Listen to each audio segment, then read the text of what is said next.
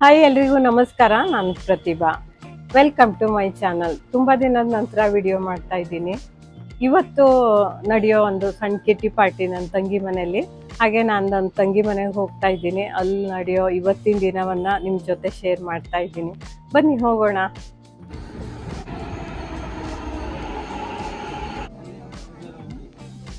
ನನ್ನ ತಂಗಿ ಮನೆ ತಲುಪೋಷ್ಟರಲ್ಲಿ ಅಡುಗೆ ತಯಾರಿ ಅಂತೂ ಜೋರಾಗೇ ನಡೀತಾ ಇತ್ತು. ಮಧ್ಯಾಹ್ನದ ಊಟಕ್ಕೆ ಗೆಸ್ಟ್ಗಳಲ್ಲಿ ಮೊದಲು ಬಂದವಳೆ ನಾನಾಗಿದ್ದೆ. ಹಾಗೆ ನಾನು ಕೂಡ ಒಂದು ಸ್ವಲ್ಪ ಹೆಲ್ಪ್ ಮಾಡೋಣ ಅಂತ ಶುರು ಮಾಡಿದೆ. ಇದು ನೋಡಿ, ಮಿರ್ಚಿ ಬಜ್ಜಿ ಮಾಡೋಕ್ಕೆ ಅಂತ, ಮೆಣಸಿನ್ಕಾಯಿ ಬಜ್ಜಿ ಮಾಡೋಕ್ಕೆ ಅಂತ ಕಡಲೆ ಹಿಟ್ಟು ಕಲಿಸ್ತಾ ಇರೋದು. ಇದಕ್ಕೆ ಓಮು, ಜೀರಿಗೆ, ಚಿಟಿಕೆ ಸೋಡಾ, ಹಾಗೆ ಸ್ವಲ್ಪ ಅರಿಶಿನ ಪುಡಿ, ಉಪ್ಪು, ಬಿಸಿಯಾದ ಎಣ್ಣೆ ಎಲ್ಲ ಹಾಕ್ಕೊಂಡಿದ್ದೀವಿ. ನಾವು ಹಾಕ್ಕೊಂಡು ದೋಸೆ ಹಿಟ್ಟಿನ ಹದಕ್ಕೆ ಈ ರೀತಿ ಕಲಿಸ್ಕೊಂಡ್ವಿ. ಹಾಗೆ ಮೆಣಸಿನ್ಕಾಯನ್ನು ನನ್ನ ತಂಗಿ ಕಟ್ ಮಾಡಿ ಮಧ್ಯದಲ್ಲಿ ಲಿಂಬೆಹಣ್ಣು, ಉಪ್ಪು ಈ ರೀತಿಯಾಗಿ ಹಚ್ಕೋತಾ ಇದ್ದಾಳೆ. ಅಂದರೆ ಖಾರ ಕಡಿಮೆ ಆಗಬೇಕು, ಖಾರ ಜಾಸ್ತಿ ಆಗಬಾರ್ದು. ಈ ರೀತಿ ಮಾಡೋದ್ರಿಂದ ಖಾರ ಕಡಿಮೆ ಆಗುತ್ತೆ, ಚೆನ್ನಾಗಿರುತ್ತೆ ಅಂತ ಹೀಗೆ ಮಾಡ್ತಾ ಇದ್ದಾಳೆ. ಲಿಂಬೆ ಹುಳಿ ಉಪ್ಪು ಹಾಕೋದ್ಕಿಂತ ಮುಂಚೆನೇ ಮೆಣಸಿನ್ಕಾಯಿನ ಒಂದ್ಸಲ ಕುದಿಯೋ ನೀರಿಗೆ ಹಾಕಿ ತೆಕ್ಕೊಂಡ್ರೆ ತುಂಬ ಚೆನ್ನಾಗಿ ಬರುತ್ತೆ ಅಂತ ಅದೇ ರೀತಿ ಮಾಡಿದ್ದೀವಿ. ಯಾವುದೇ ಬಜ್ಜಿ ಬೋಂಡ ಮಾಡುವಾಗೂ ಕೂಡ ಈ ಟಿಪ್ಸನ್ನಂತೂ ಫಾಲೋ ಮಾಡಲೇಬೇಕು. ಎಣ್ಣೆಯನ್ನು ಹದವಾದ ಬೆಂಕಿಯಲ್ಲಿ ಕಾಯಿಸ್ಕೊಂಡೇ ಕರಿಬೇಕು, ಅವಾಗಲೇ ಸರಿಯಾಗಿ ಬೇಯುತ್ತೆ.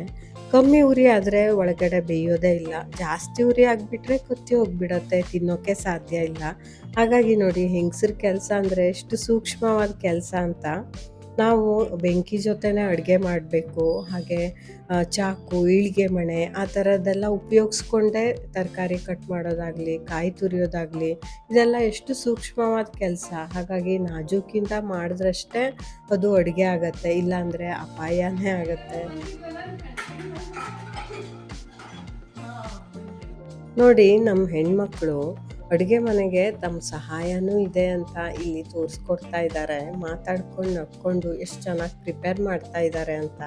ಹೊರಗಡೆ ದುಡ್ಡು ಕೊಟ್ಟರೆ ಎಷ್ಟೇ ದೊಡ್ಡ ಊಟ ಸಿಗ್ಬೋದು, ಈ ರೀತಿ ಒಂದು ಅನುಭವ ಆಗಲಿ, ರುಚಿಯಾದ ಒಂದು ಊಟ ಆಗಲಿ ಸಿಗೋಕ್ಕೆ ಸಾಧ್ಯ ಇದೆಯಾ ಹೇಳಿ?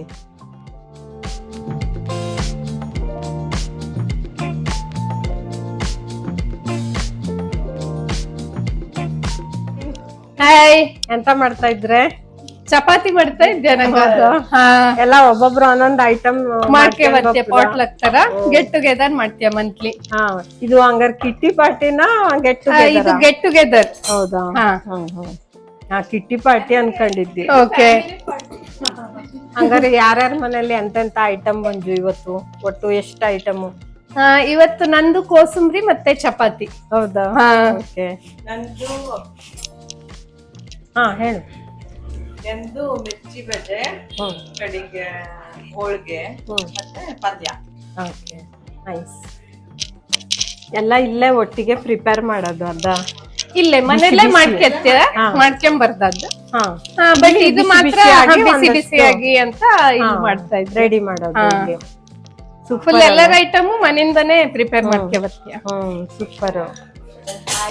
ಹಾಯ್, ನಾನು ಎಣ್ಣೆಗಾಯಿ ಕಡೆಗೆ ಮೊಸರನ್ನ ಮಾಡ್ಕೆ ಬಂದೆ.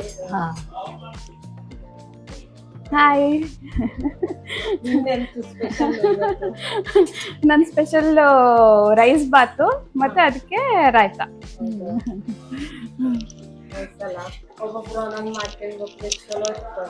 ಹೌದು, ಹಿಂಗೆ ನಂಗಕ್ಕೆ ಎಲ್ಲರಿಗೂ ಸಿಗಲ್ಲ ಆಗ್ತ ಹೇಳಿ ಎಲ್ಲ ಫ್ಯಾಮಿಲಿ ಸೇರಿಸ್ಕೊಂಡು ಈಗ ಸುಮಾರು ಒಂದು 4-5 ವರ್ಷ ಆಯ್ತು ನಂಗೆ ಮಾಡಲ್ ಹೇಳಿ.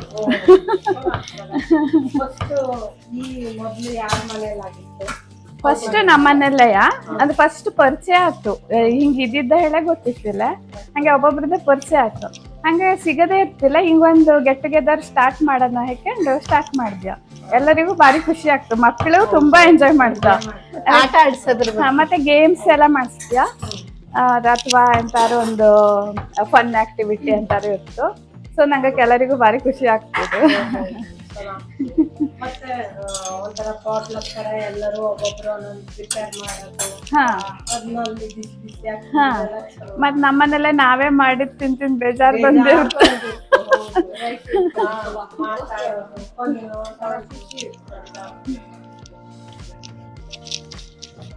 ಎಲ್ಲ ಪೂರ್ತಿ ಚಪಾತಿ ಮಾಡ್ಕೊಂಡೆ ಎಷ್ಟಾಯ್ತು ಈಗ? ಇದು ನೋಡಿ ಬಿಸಿ ಬಿಸಿ ಚಪಾತಿ ಸ್ಮೂತ್ ಆಗಿರೋದು. ಹಾ ಮನೇಲಿ ಹಿಟ್ಟು ಕಲ್ಸ್ಕೊಂಡ್ ಬಂದ್ಕೊಂಡು ಇಲ್ಲಿ ಎಲ್ಲ ಸೇರಿ ಮಾಡೋದು. ಅಡುಗೆ ಎಲ್ಲ ಪ್ರಿಪೇರ್ ಆದಮೇಲೆ ಫೋಟೋ ಶೂಟ್ ಶುರುವಾಯಿತು ನೋಡಿ. ಇವತ್ತು ಎಲ್ಲ ರೆಡ್ ಹಾಕ್ಕೊಂಡು ಬಂದಿದ್ರು, ಹಾಗಾಗಿ ತುಂಬ ಚೆನ್ನಾಗೂ ಕಾಣಿಸ್ತಾ ಇತ್ತು. ಒಂದೊಂದೇ ಫ್ಯಾಮಿಲಿದು ಫೋಟೋ ಶೂಟ್ ಎಲ್ಲ ಆಯಿತು.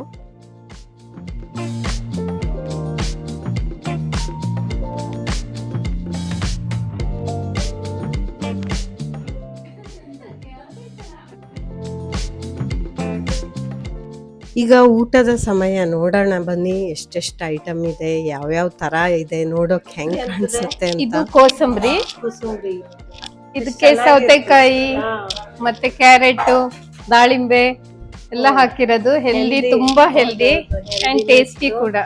ಟೇಸ್ಟಿ ಇತ್ತು, ಮಕ್ಕಳು ತಿಂತಾರೆ. ಹೌದು. ನೆಕ್ಸ್ಟ್ ಇದು ಚಪಾತಿ. ಇದೆರಡು ಐಟಮ್ ಒಂದೊಂದು. ಹೌದಾ? ಹಾ, ಬಿಸಿ ಬಿಸಿ ಚೆನ್ನಾಗಿದ್ದು ಸಾಫ್ಟ್ ಆಗಿ ಬಂಜು. ಹೋಳಿಗೆ ಮತ್ತೆ ಮಿರ್ಚಿ ಬಜೆ ಮಾಡಿದ್ವಿ. ಇದ್ರಲ್ಲೇ ತೋರಿಸ್ತೇನೆ ಅಥವಾ ಅಲ್ಲಿ ತಗೋಬರ್ಲಾ? ನೋಡಿ ಎಷ್ಟು ಚೆನ್ನಾಗಿದೆ.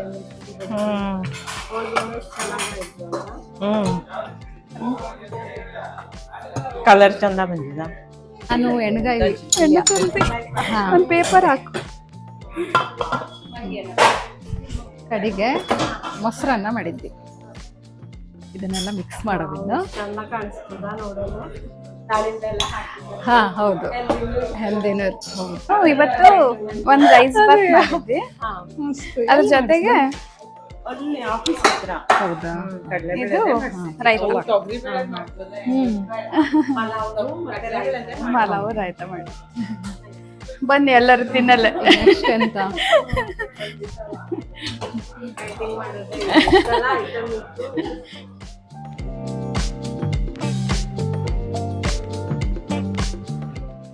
ಸಾಫ್ಟ್ ಆಗಿರೋ ಪುಲ್ಕ, ಬದನೆಕಾಯಿ ಎಣ್ಗಾಯಿ, ಕಾಳಿನ ಪಲ್ಯ, ಮಿರ್ಚಿ ಬಜ್ಜಿ, ಕೋಸಂಬರಿ, ಮೊಸರನ್ನ, ರಾಯ್ತ, ಹಾಗೆ ಪಲಾವು, ಹೋಳಿಗೆ, ಎಷ್ಟು ವೆರೈಟಿ ಅಂತೀರಾ.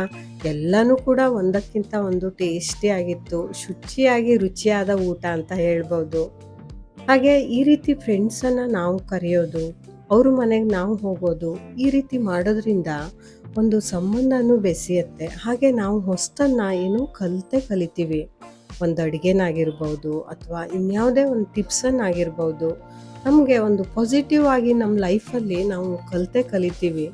ಹಾಗಾಗಿ ಈ ರೀತಿಯಾದ ಒಂದು ಒಳ್ಳೆ ಬಾಂಧವ್ಯ ಇದೆಯಲ್ಲ, ಅದು ಎಲ್ರಿಗೂ ಬೇಕಾಗಿರುವಂಥದ್ದು.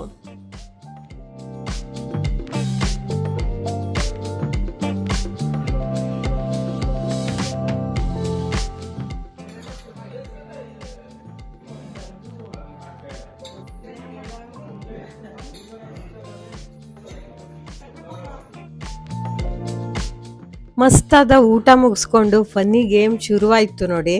50 ಸೆಕೆಂಡಲ್ಲಿ ಯಾರು ಜಾಸ್ತಿ ಈ ರೀತಿ ಕಪ್ಪನ್ನು ಇಡ್ತಾರೋ ಅವರೇ ವಿನ್ನು ಅಂತ ಆ ಒಂದು ಗೇಮಿನ ರೂಲ್ಸ್ ಆಗಿತ್ತು. ಹಾಗೆ ಯಾರು ಜಾಸ್ತಿ ಕಪ್ಪನ್ನು ಇಟ್ಟಿದ್ದಾರೋ ಅವ್ರಿಗೆ ಪ್ರೈಸನ್ನು ಕೂಡ ಕೊಟ್ಟರು ಕೊನೆಯಲ್ಲಿ. ತುಂಬ ಮಜವಾಗಿತ್ತು. ನಿಮ್ಮೆಲ್ರಿಗೂ ಇವತ್ತಿನ ವಿಡಿಯೋ ಇಷ್ಟ ಆಗಿದೆ ಅನ್ಕೋತೀನಿ. ಇಷ್ಟ ಆದರೆ ಒಂದು ಲೈಕ್ ಕೊಡಿ, ಶೇರ್ ಮಾಡಿ. ಹೊಸಬ್ರಾಗಿ ನನ್ನ ಚಾನಲನ್ನು ನೋಡ್ತಾ ಇದ್ದರೆ ಸಬ್ಸ್ಕ್ರೈಬ್ ಮಾಡ್ಕೊಳ್ಳಿ. ಇಂತಹ ಇನ್ನಷ್ಟು ವಿಡಿಯೋಗಳಿಗಾಗಿ ನನ್ನ ಚಾನಲನ್ನು ವೀಕ್ಷಣೆ ಮಾಡ್ತಾ ಇರಿ. ಎಲ್ರಿಗೂ ಧನ್ಯವಾದಗಳು.